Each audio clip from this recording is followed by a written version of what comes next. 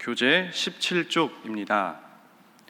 8장은 지혜 자체가 무엇인지를 말하고 있으며 지혜의 초대에 순복할 것을 요청합니다. 지혜는 은보다 귀하며 진주보다 나으며 모든 것에 비견될 수 없는 것입니다. 또한 지혜는 만세전부터 있었고 하나님의 창조 사역에 동참하여 하나님의 기쁨이 되었습니다. 그렇기 때문에 지혜를 얻음으로 복과 은총을 누리게 되고 생명을 얻게 됩니다. 그러나 지혜를 멀리할 때에 영혼은 멸망을 당하게 됩니다. 그리고 지혜는 모든 인생들을 초대합니다. 초대에 응답하는 사람마다 어리석음을 버리고 생명을 얻게 되며 명철의 길로 행하게 됩니다. 반면에 어리석은 자는 지혜의 초대에 응하지 않는 거만한 자들로서 죽음의 길을 걸으며 홀로 해를 당하게 됩니다. 잠언 8장에서는 지혜가 인격을 가진 의인화된 존재로 나옵니다. 인격체로 나오는 이 지혜가 오늘 본문 말씀을 통해 어떤 교훈을 우리에게 주는지 한번 살펴보겠습니다. 먼저 1절에서 4절 말씀을 보겠습니다. 제가 읽겠습니다. 지혜가 부르지 아니하느냐, 명철이 소리를 높이지 아니하느냐. 그가 길가의 높은 곳과 내거리에 서며 성문 격과 문 어귀와 여러 출입하는 문에서 불러 이르되, 사람들아 내가 너희를 부르며 내가 인자들에게 소리를 높이니라. 지혜가 사람들을 부르고 있지요. 그런데 어디서 부르냐면 길가의 높은 곳, 내거리, 성문 곁, 그리고 문 어귀, 또 여러 출입하는 문에서 부릅니다. 이러한 장소들은 어떤 의미를 가지고 있을까요? 사람들이 붐비는 장소를 의미합니다. 조금 더 구체적으로 표현하면 일상을 살아가는 사람들의 모든 현장을 표현하는 말입니다. 일상을 살아가는 사람들을 향하여 지혜가 부르고 있는 것이죠. 또 지혜가 모든 현장에서 사람들을 부르고 있다라는 것은 또 어떤 것을 의미하냐면 지혜는 숨어 있지 않다는 것입니다. 지혜는 상아탑에 앉아있는 지적으로 뛰어난 소수의 특별한 사람들만 얻을 수 있는 것이 아니라 우리가 살아가는 모든 일상에서도 지혜를 발견하고 얻을 수 있습니다. 다만 사람들이 그 지혜에 관심을 갖지 않을 뿐이지요. 5절 말씀을 한번 함께 읽겠습니다. 시작. 어리석은 자들아 너희는 명철할지니라, 미련한 자들아 너희는 마음이 밝을지니라. 지혜가 사람들을 부르는데 누구를 부르냐? 어리석은 자들과 미련한 자들을 부릅니다. 잠언에서 말하는 어리석은 사람, 미련한 사람은 누구냐면 간단합니다. 하나님의 지혜에 관심이 없는 사람들을 가리킵니다. 성경은 특히 잠언은 지혜야말로 인생에서 얻어야 할 가장 중요한 본질이라고 말합니다. 그런데 일상을 살아가는 사람들이 지혜에 관심을 갖지 않는 것이죠. 일상의 덫에 걸려서 주목해야 할 것에 주목하지 못하고 있습니다. 여러분들의 일상은 어떻습니까? 우리가 지금 현대인들의 일상을 생각해 보면 우리가 서로 각자 하는 일은 다르지만 공통점이 하나 있습니다. 무엇이냐면 분주함입니다. 현대인들에게 있어 분주함은 뗄래야 뗄 수 없는 관계가 되어버렸습니다. 물론 분주함 자체가 결코 잘못된 것만은 아니죠. 바쁘게 일할 수 있는 것 자체가 하나님께 감사한 일입니다. 그런데 분주함이라는 덫에 걸려서 우리가 주목해야 할 것에 주목하지 못한다면, 일상의 분주함으로 인하여 우리가 정말 바라보고 집중해야 할 것에 집중하지 못하게 된다면 그것은 문제이다라는 것이죠. 하나님의 지혜는 일상을 살아가는 우리가 분주함으로, 그리고 꼭 분주함뿐만 아니라도 그 어떤 이유라도 가장 중요한 것을 지혜는 우리가 놓치지 않기를 원합니다. 그래서 지혜는 당시 사람들뿐만 아니라 오늘날 저와 여러분들을 부르고 있습니다. 지혜가 계속해서 어떤 말씀을 하는지 보겠습니다. 지혜는 사람을 부르면서 먼저 자신의 특성에 대해서 소개합니다. 6절의 지혜는 가장 선한 것을 말하는 존재이다. 또 7절에는 지혜는 진리를 말하는 존재이고, 또 8절에 지혜가 하는 말은 다 의로우며, 또 11절에는 지혜는 진주보다 나으며 모든 것과 비견될 수 없는 것이라 말합니다. 또 14절에는 지혜 안에는 계략과 참 지식이 있고 능력이 있다 말합니다. 자, 이렇게 자신의 특성에 대해서 말한 후 17절에 가서 지혜가 사람들을 부르는 궁극적인 이유에 대해서 말하는데요, 17절 말씀을 함께 읽겠습니다. 시작. 나를 사랑하는 자들이 나의 사랑을 입으며 나를 간절히 찾는 자가 나를 만날 것이니라. 아멘. 지혜를 사랑하는 자들이 지혜의 사랑을 입으며 지혜를 간절히 찾는 자가 지혜를 만날 것이다. 즉, 지혜가 우리를 부르는 이유, 그것은 지혜가 사람들을 만나고 싶다는 것입니다. 그렇기 때문에 너희는 나를 사랑하고 나를 간절히 찾으라고 말씀하신 것인지요. 지혜는 저와 여러분들을 만나고 싶어 하십니다. 만나고 싶은 이유가 무엇일까요? 친밀해지고 싶다는 것이 아니겠습니까? 여기서 첫 번째 기도 제목입니다. 지혜의 근원이신 예수님과 친밀한 교제를 나누게 하옵소서. 지혜의 근원이신 예수님과 친밀한 교제를 나누게 하옵소서. 지혜는 자신의 특성에 대해서 말을 했고, 또 사람들을 부르는 궁극적인 이유인 만남에 대해서 말한 후 8장 22절에서 31절에서 말씀에서는 자신이 어떤 존재인지를 밝힙니다. 지혜 자신이 어떤 존재인지를 드러내고 있는 것이죠.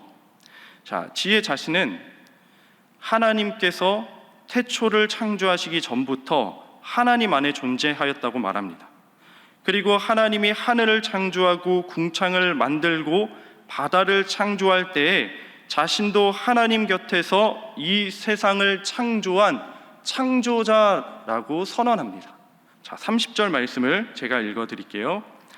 내가 그 곁에 있어서 창조자가 되어 라고 말씀하시죠. 자, 우리는 이 말씀을 보면서 자연스럽게 누가 떠오르나요? 창조자 성부 하나님 외에 동일한 창조자 누가 떠오르죠? 바로 예수님이십니다. 왜냐하면 신약 성경에서도 예수님은 하나님과 함께 만물을 창조한 창조주라고 말씀하고 있기 때문입니다. 고린도전서 8장 6절에 우리에게는 한 하나님 곧 아버지가 계시니 만물이 그에게서 났고 우리도 그를 위하여 있고 또한 한 주 예수 그리스도께서 계시니 만물이 그로 말미암고 우리도 그로 말미암아 있느니라. 또 골로새서 1장 15절에도 그는 보이지 아니하시는 하나님의 형상이요 모든 피조물보다 먼저 나신 이시니 만물이 그에게서 창조되되. 정리하면 잠언 8장에서 말하는 하나님 곁에서 이 세상을 창조한 지혜는 궁극적으로 누구를 가리키고 있느냐? 바로 예수님을 가리키고 있다는 것입니다. 사도 바울도 고린도전서 1장 24절에 이렇게 선언하지요. 그리스도는 하나님의 능력이요 하나님의 지혜다. 예수님은 지혜의 근원이십니다. 창조의 지혜, 구원의 지혜, 모든 하나님의 지혜가 예수님에게 있습니다. 그래서 우리가 하나님의 은혜를 받아 지혜로운 사람이 되기 위해서는 지혜의 근원이신 예수님을 알아야 합니다. 예수님을 만나야 합니다. 그렇게 인생에서 가장 중요한 일은 지혜의 근원이신 예수님을 사랑하게 되어 그분을 간절히 찾고 구하여 그분과 만나고 그분과 친밀히 교제하게 되는 것입니다. 사랑하는 신일의 성도 여러분, 지혜의 근원이신 예수님은 저와 여러분들과 만나기를 원하십니다. 예수님은 우리와 친밀히 교제하기를 원하십니다.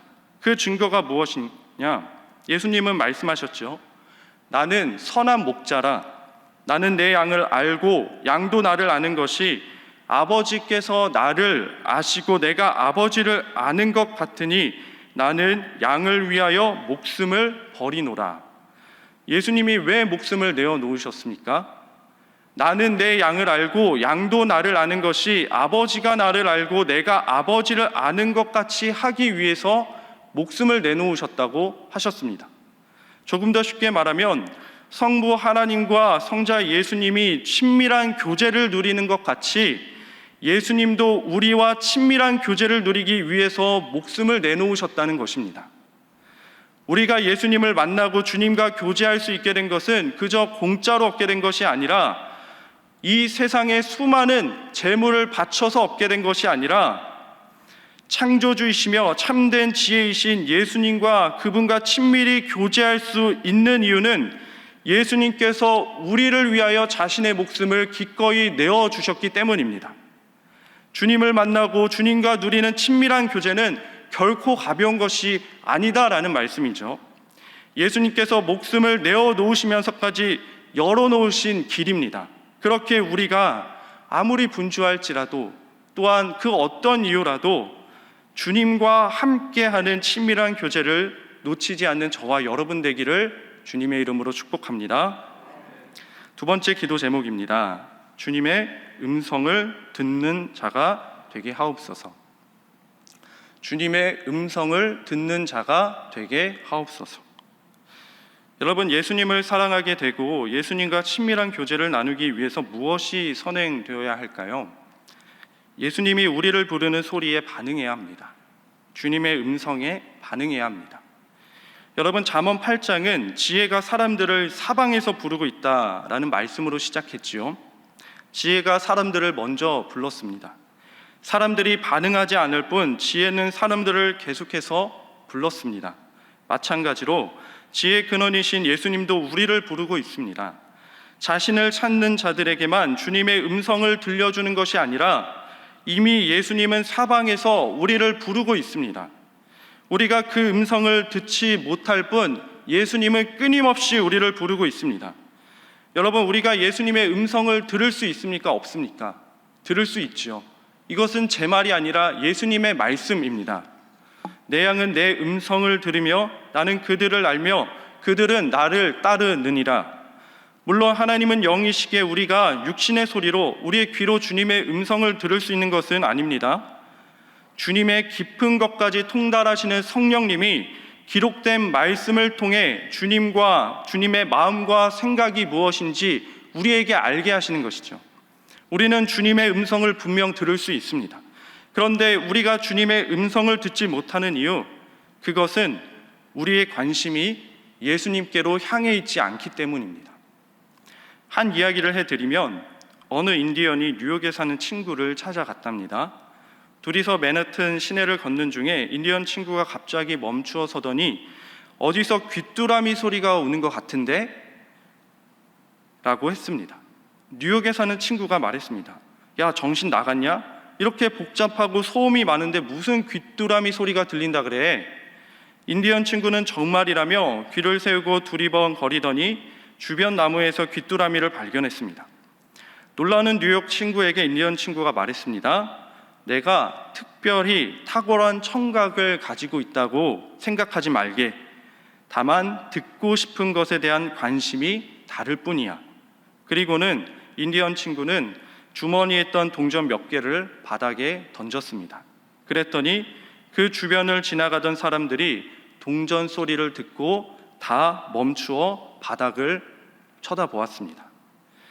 아무리 소음이 많고 혼잡할지라도 누군가는 귀뚜라미 소리는 듣지 못하여도 많은 사람들은 동전 소리를 들었다라는 것이죠. 무슨 말이냐? 사람은 듣고 싶은 소리에 반응합니다.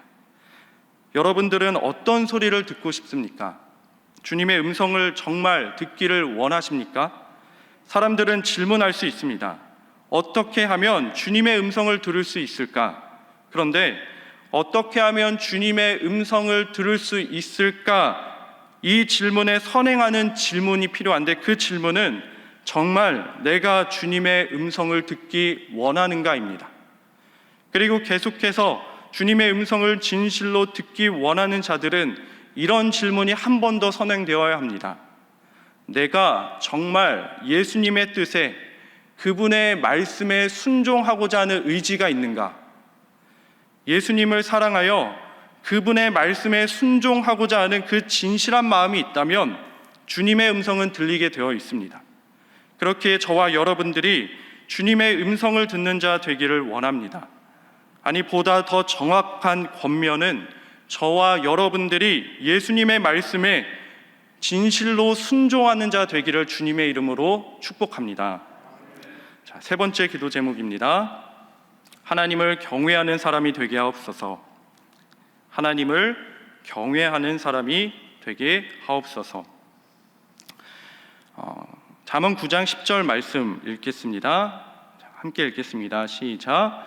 여호와를 경외하는 것이 지혜의 근본이요 거룩하신 자를 아는 것이 명철이니라. 아멘. 자, 잠언 이 9장 10절 말씀은 잠언 전체의 주제 말씀이라고 해도 과언이 아닌 말씀입니다. 사실 잠언뿐만 아니라 하나님을 경외해야 한다는 것은 성경 전체의 핵심 메시지입니다. 하나님을 경외하는 것으로부터 지혜가 시작되고 하나님의 은혜와 모든 축복이 시작됩니다. 주님과 친밀해지는 것도 사실 하나님을 경외하는 마음으로부터 나오는 것입니다. 시편 25편 14절에 여호와의 친밀하심이 그를 경외하는 자들에게 있으며 라고 말씀하셨죠. 오늘 나눈 기도 제목들, 주님을 만나고 주님과 친밀한 교제를 누리게 되는 것, 주님의 음성을 듣게 되는 것, 사실 이 모두가 주님을 경외하는 것에서부터 시작됩니다. 즉 주님을 경외하는 것이 가장 중요하다는 것입니다. 그러면 하나님을 경외한다는 것은 무엇일까요? 경외라는 말은 두려움과 공경하는 이 두 가지 마음을 동시에 나타내는 표현인데, 우리가 또 한 가지 질문을 하면, 그러면 하나님을 우리가 언제 경외할 수 있을까? 경외하는 마음은 언제 생겨날까? 한 구약학자는 이렇게 설명합니다. 하나님이 어떤 분인지를 알게 될 때 하나님을 경외하게 된다. 그러면 하나님은 어떤 분이냐? 영광받기 합당한 하나님, 영광의 하나님. 그런데 히브리어로 영광이라는 뜻은 무게와 관련되어 있습니다. 하나님은 무거운 존재다. 가장 중한 존재다.